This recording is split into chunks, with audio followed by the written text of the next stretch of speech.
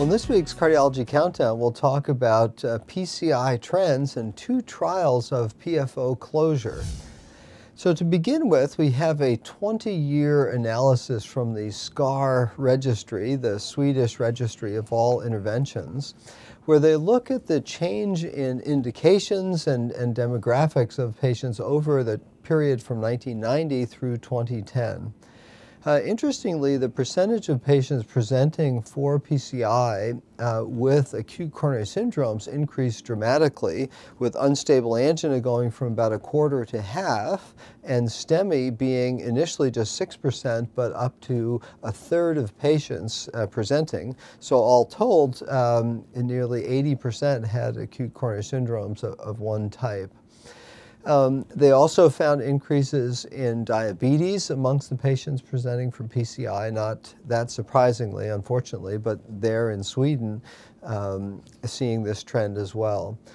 When they saw mortality in unadjusted was higher, but there were many more ACS patients. And so when adjusting for acute coronary syndrome type, they actually saw trends in decreasing mortality, especially in the STEMI population. And that's certainly been seen as more primary PCI is done.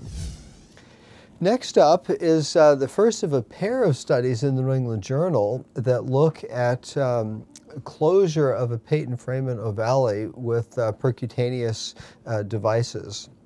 And so PFO closure has been a hot topic, and long duration of clinical trials has been ongoing, and finally now in print in the New England Journal. The first of them, the smaller of the 2 trials, is the PC study that enrolled just over 400 patients.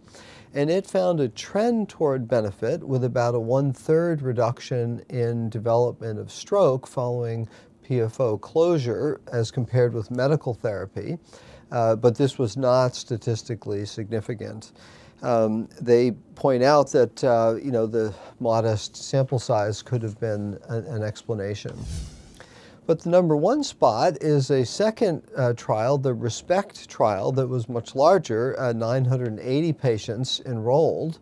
And in this study, they saw a very strong trend in the intention to treat analysis for a reduction in stroke when doing PFO closure as compared with medical therapy with antiplatelet treatment. And so the rates of stroke were 9 versus 16 in roughly 500 patients each. And so the hazard ratio of 0.49 and a p-value of 0.08. When they looked at the per protocol analysis and the as treated analysis, both of these differences were statistically significant, and SAEs were not different between the 2 groups. And so from this, one could surmise that in the right patients in whom you're able to carry out PFO closure, that it does appear to be protective against stroke. So for this week's Cardiology Countdown, I'm Chris Cannon.